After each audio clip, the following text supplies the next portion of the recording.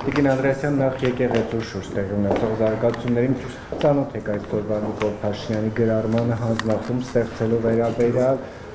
ինչ եք կարծում սա ինչ կտա ի վերջո այս հանձնախումբը կամ ինչպես են ընտրվելու այդ չափորոշիչների անձնիկիչ մեխանիզմով։ Ես կարծում եմ, որ վարչապետի գրառումը ձեր բոլոր հարցերի պատասխանները պարունակում է, ավելացնելու ոչինչ չունեմ։ Չէ, որ պարունակեր չենք հարցնի, ձեր կարծիքը։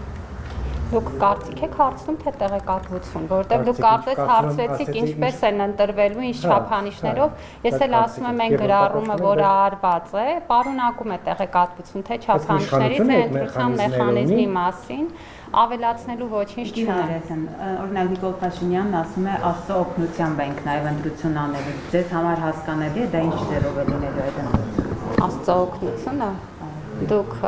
եկեղեցու հետևորդ եք, ձեզ պիտի բացատրել Աստծո օգնությունը ինչ է նշանակում։ Ես կարծում եմ, եթե դուք եկեղեցու հետևորդ եք, այդ հարցը պիտի չտաք։ Խնդրեմ այլ հարցեր։ Բոլոր հետևորդները կարող են։ Ես կարծում եմ հավատացյալ մարդու համար Աստծո օգնություն բառերը շատ հասկանալի են։ Եթե դուք ձեզ չեք համարում հետևորդ, խնդրեմ իհարկե կան մարդիկ, ովքեր հետևորդ չեն, այդ դեպքում գուցե բացատրության կարիք կա։ Խնդրեմ բայց նաև շատերը ասում են, որ եկեղեցի իշխանություն այս լարված հարաբերությունները քաղաքացիական պատերազմի վտանգ կարող են իր մեջ պարունակել, որովհետև ըստ էության հավատացյալներին կոչ է անում գնալ եւ բեհարանալ հարության որոշակի ներկայացուցիչներ, ընդդիմադիր գործիչներ այդ ներկայացուցիչները։ Ես կարծում եմ, ովքեր որ նման կոչեր են անում, մեր հանրությանը շատ վատ են ճանաչում, ես սոցիոլոգ եմ եւ դա նաեւ իմ մասնագիտությունն է եւ ես վստահ եմ, որ մեր հասարակությունը ունի համերաշխության շատ ամուր առանցք եւ ես վստահ եմ, որ մեր հասարակությունը անցնելով ամենատարբեր փորձություններին ունի բավարար խելք եւ իմաստություն տարբեր մարտահրավերներից եւ դժվարություններից դուրս գալու եւ նման թերահավատություն եւ անվստահություն չունեմ իմ ժողովրդի նկատմամբ։ Սա ասում եմ նաեւ մասնագիտորեն։ Հիմա երբ որ Նիկոլ Փաշինյանը ասում է, որ կաթողիկոսը զավակ ունի, հիմա եթե Նիկոլ Փաշինյանը ասում է, որ կաթողիկոսը զավակ ունի եւ եթե հերկի ինքը կապացուցի թիմակիցների հետ, ապացույցներ հետաքրքրվել եք։ Ասենք օրինակ ձեր տված հարցին դուք ինչ պատասխան եք ակնկալում։ Գիտեմ, ես հիմա դուք պատասխանեք ձեր հարցին։ Դա ինչ հարց է, որ դուք ինձ տալիս եք։ Խնդրեմ այլ հարց։ Տիկին նախարար, այսինքն Նիկոլ Փաշինյանի գրառումները ձեր մոտ ծիծաղ առաջացրեցին։ Որտեղ մենք հարցնում ենք ինչ ապացույց կներեք էլի դուք ձեր հարցը լսում եք։ Ասում ենք, որ ասում է ես ապացույցներ կներկայացնեմ։ Լրագրություն սովորել։ Հաստատ ոչ ձեր մոտ։ Իմ մոտ չէի կարող, ես լրագրության ֆակուլտետում չեմ դասավանդել, խնդրեմ։ Տիկին նախարար, Ռուսաստանի Դաշնային խորհրդի նախագահ Մատվիենկոն Հայաստանի այցի ընթացքում հայտարարեց, որ Հայաստանը չի վավերացրել ռուսաց լեզվի միջազգային կազմակերպության պայմանագիրը, նա պնդել է, որ Հայաստանի վարչապետի մոտ բարձրացրել է այդ հարցը եւ Նիկոլ Փաշինյանը խոստացել է իմպուլս հաղորդել այդ հարցին։ Սա ինչ պայմանագիր է, Հայաստանը իսկապես ցանկանում է միանալ այդ պայմանագրին եւ դա ինչ է իրենից ենթադրում կմանրամասնեք որ խնդրեմ։ Գիտեք, տարբեր ուրեմն նախագծեր կան, որ շրջանառվում են այդ հարթակներում, դա հերթական նախագծերից մեկն է, շրջանառվել է այդ թվում տարբեր գերատեսչություններ, արդարադատության նախարարություն, արտաքին գործերի նախարարություն, գործընկերներով, ովքեր որ այդտեղ դիրքորոշում եւ կարծիք կարող են ունենալ։ Մենք որոշակի ուրեմն դիտարկումներ ենք ունեցել նախագծի վերաբերյալ, սա կարծում եմ շատ աշխատանքային process է։ Նախագծերը հենց այդ պատճառով էլ շրջանառվում են, որպեսզի քննարկվեն եւ լավարկվեն։ Կարծում եմ, որ աշխատանքային գործընթացի մաս է կազմում, հետագա քննարկումները արդեն ցույց կտան պետության դիրքորոշումը այս փուլում, այս ձևով նախագծում վերաբերյալ որոշ դիտարկումներ կային։ Գնեք ինչ է ենթադրում այդ նախագիծը կմանրամասնեք, եթե կարելի է։ Նախագիծը իրականում գիտեք, որ հաղորդակցության եւ նաեւ մեր տարածաշրջանում հաղորդակցության կարևորագույն լեզու է ռուսերենը եւ բնականաբար այդ ուրեմն լեզվի իմացությունը խթանում է նաեւ օրինակ տնտեսական կապերը, հանրային զարգացման հնարավորությունները եւ հերթական նախաձեռնությունն է, որը ուղղված է այս կապերի ամրապնդմանը եւ նաեւ ռուսերենի իմացության բարելավմանը,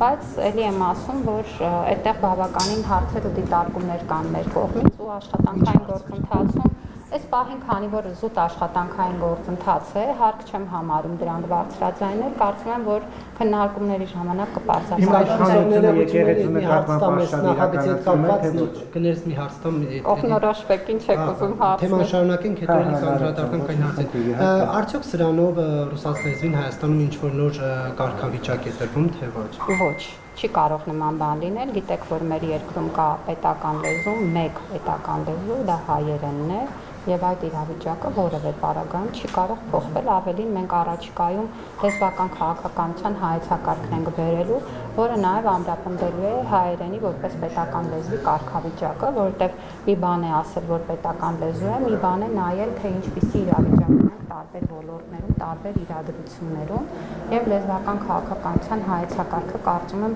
շատ կարեւոր է, որպեսզի ունենանք, որպեսզի մենք էլ կարողանանք հետեւել հայերենի զարգացմանը եւ ամրապնդմանը։ Հիմա մենք մի շարք ծրագրեր ենք անում, որ ուղղված են նաեւ հայերենի թվային կենսունակությանը, որտեղ տեխնոլոգիական զարգացման այս իրավիճակում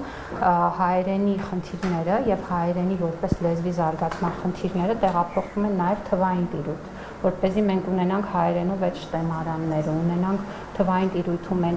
ներկայացվածությունը, որը լեզվի կենսունակություն կապահովի ու բյուջեի կատարման զեկույցն ենք ներկայացնում, բյուջետային նոր ծրագրեր ունենք, որոնք ուղղված են հենց լեզվական կենսունակության բարձրացմանը։ Տիկին նախարար, այնուամենայնիվ նույն այդ շրջանակները, որոնց հետ մենք այս օրերին զրուցել ենք այս թեմայով, ասում են, որ այս արշավը, որը իրականացվում է եկեղեցու դեմ, ուղիղ կապ ունի Ադրբեջանից հնչող հայտարարությունների հետ։ Ես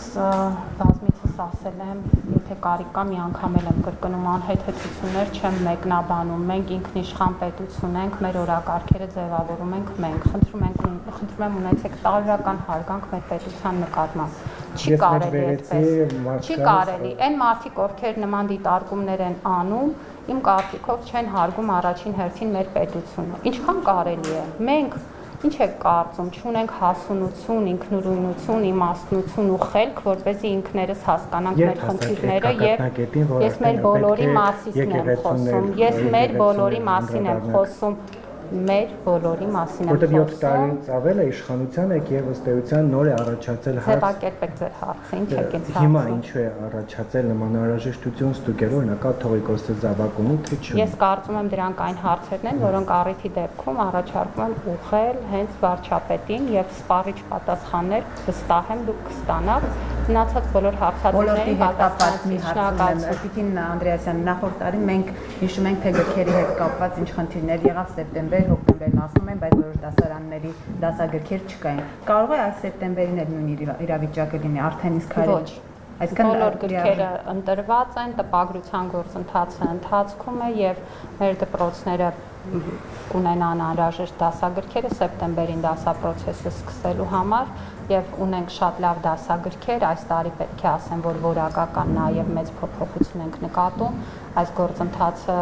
ցույց է տալիս, որ մրցակցային procesները ճիշտ procesներ են, որովհետև երբ որ կա մրցակցություն, մի քանի տարբեր առաջարկներ կան, մենք էլ ունենում ենք հնարավորություն ընտրելու լավագույնը մեր երեխաների համար, նույնիսկ կան դեպքեր, երբ որ մի քանի դասագիրք է հնարավոր լինում առաջարկել եւ ուսուցիչները կարող են ընտրել իրենց հարմարը եւ այսօր արդեն ամփոփված մրցույթներ ունենք եւ տպագրության գործընթացն է։ Տիկին նախարար եւ վերջին հարց իմ կողմից տեսեք, երբ որ լուսանկար հրապարակեց Արայք Հարությունյանը եկեղեցու տիրող իրավիճակի վերաբերյալ, պարզ դարձավ, որ դա գտնվում է ձեր ղեկավարած կառույցի ենթակայության ներքո, տեղյակ եք դրանից։ Որ լուսանկարի մասին։ Ես հեսա մի հատ նայեմ, եկեղեցի։ Մենք ունենք շուրջ 24000 հուշարձաններ, 1300-ից ավել եկեղեցական կամ վանական համալիրներ։ Մենք ունենք շուրջ 800 եկեղեցական համալիր հուշարձաններ, որոնք ունեն վերականգնման եւ ամրակայման կարիք, այսինքն այդտեղ անհրաժեշտ միջամտության կարիք կա։ Ես զեկույցի ժամանակ ներկայացնում էի նաև պետության կատարած աշխատանքը, ահռելի ծավալներ են։ Մենք 2018 թվականին այս ուղղությամբ ունեցել ենք 110 միլիոն դրամի չափ հատկացում, այս տարվա համար արդեն 1.8 միլիարդ դրամի հատկացումներ են եւ շատ մեծ ծավալի աշխատանքներ են արվում, այդ թվում եկեղեցական համալիրներում, վանական համալիրներում եւ եթե ձեզ կհետաքրքրի, մենք ցանկերը հրապարակել ենք, խնդրեմ կարող եք Օրինակ բազմաթիվ մատուրների մոտ մենք տեսել ենք, որ վերածվել են իրականում առևտրի կենտրոնների, դա ում վերահսկողության ներկա է։ Օրինակ վերջերս Եթե խոսում եք հուշարձանների շրջակայքում գործունեության մասին, սա հիմնականում համայնքային հսկողության ներքո է գտնվում, այդտեղ պետք է շատ կոնկրետ նայել, շատ կոնկրետ է պետք նայել։ Մենք ունենք տարբեր իրավիճակներ, գիտեք, տևական ժամանակ նաև խորվիրապի շրջակայքի տաղավարների խոսակցություններ բարբերաբար հանրային դառնում եւ իրականում այստեղ տարբեր մարմինների աշխատանք կա, համայնքի, գիտեք, որ туриզմի կոմիտեն է սուղությամբ աշխատանք տանում, մենք ենք փորձում ենթակառուցվածքներ զարգացնել, իրականում սա նաև տեղի բնակիչների կողմից ընտրություն ու որոշում է եւ եթե դուք դա նկատում եք, պիտի փոփոխություններն էլ նկատեք, որտեղ մարդիկ հասկանում են, որ այլևս երբ որ այցելուները նայում են նաեւ, թե իրենք ինչ կրկնակից են օգտվում եւ ոչ ամեն տեղից է, որ մոտենում են օգտվելու, այսինքն ձևավորումը, առնվազն տարրական քաղաքակիրթ պայմանների առկայությունը նույնպես դառնում է ընտրության հիմք։ Եվ այս ամենը ստիպում է, որպեսզի այս բոլոր շրջակա նույնիսկ բնակիչների կողմից առաջարկվող ծառայությունները վերափոխվեն։ Սա իհարկե տևական ժամանակ է, մի օրում չի փոխվի եւ մեր բնակիչներն ու համայնքներն էլ պետք է կարողանան տուրիստական հոսքերը պատշաճ ծառայությունների մատուցմամբ ներգրավեն եւ կարծում եմ, որ այդ փոփոխությունները տեղի են ունենում։ Եվ վերջում տիկին նախարարին դուք տված գումարից նորություն կա թե ոչ։